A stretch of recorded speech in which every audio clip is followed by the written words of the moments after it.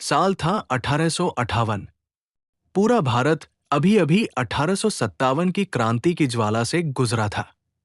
अंग्रेजों ने तलवार और तोप से भारतवासियों के सपनों को कुचल दिया था। गांव गांव मातम पसरा था, दिलों में डर था, लेकिन राख में दबे अंगारों की तरह आजादी की लौ बुझी नहीं थी। उसी साल बंगाल के सिलहट जिले में एक छोटे से घर में एक बच्चे का जन्म हुआ। नाम रखा गया बिपिन चंद्रपाल। किसे पता था कि ये बालक बड़ा होकर अपने शब्दों से अंग्रेजों के सिंहासन को हिला देगा। गांव की मिट्टी में खेलता छोटा बिपिन। पिता भवानी चरण पाल विद्वान थे, संस्कृत और फारसी के ज्ञाता। मां धार्मिक और संस्कारी। घर में संस्कृत श्लोकों की गूंज होती और बाहर खेतों में मेहनत करते किसान दिखते। बचपन से ही बिपिन सवाल पूछते, पिताजी, अंग्रेज हमारे देश पर राज क्यों करते हैं? पिता मुस्कुरा देते, पर उनके मन में कसक होती। यही सवाल धीरे धीरे उनके जीवन की राह बनने वाला था। बिपिन ने पढ़ाई शुरू की। कोलकाता आए, आधुनिक शिक्षा से रूबरू हुए। किताबों में डूबे रहते।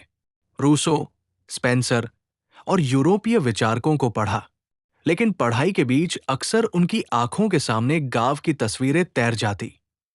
किसानों की गरीबी, अंग्रेजों की हुकूमत का अत्याचार और भारत की दीनहीन स्थिति। वे सोचते, क्या सिर्फ पढ़ाई से ये सब बदल सकता है? नहीं, इसके लिए आवाज उठानी होगी।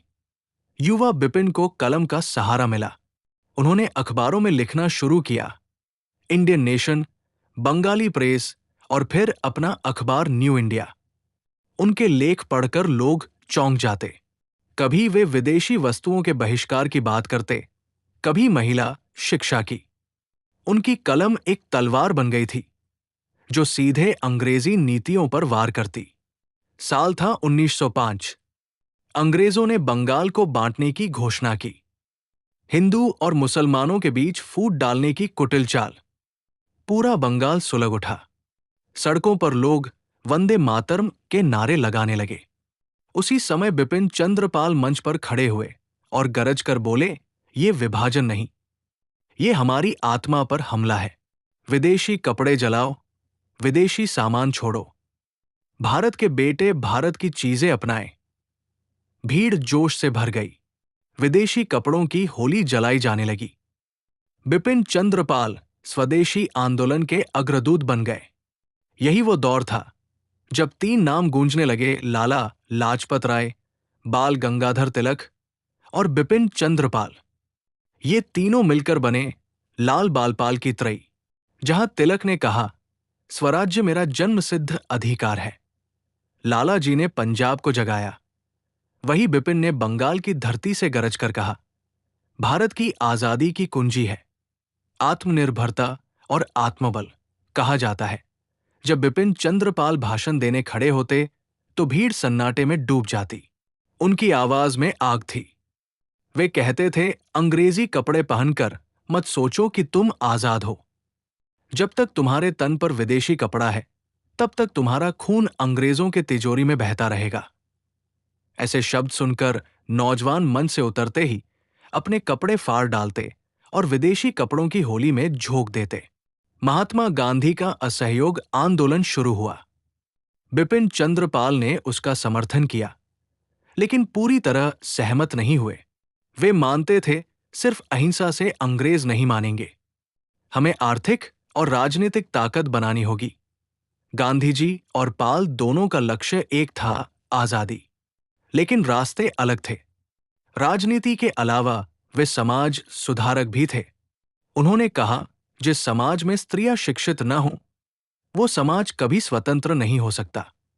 वे बाल विवाह के खिलाफ थे, विधवा पुनर्विवाह के पक्षधर। उनका मानना था कि अगर समाज बदलता नहीं, तो राजनीति का भी कोई अर्थ नहीं। आंदोलन तेज हुआ तो अंग्रेजों ने उन्हें जेल में डाल दिया। जेल से निकलकर भी वे रुके नहीं, लेकिन धीरे धीरे कांग्रेस में गुटबाजी ने उन्हें निराश कर दिया। वे सक्रिय राजनीति से पीछे हटने लगे।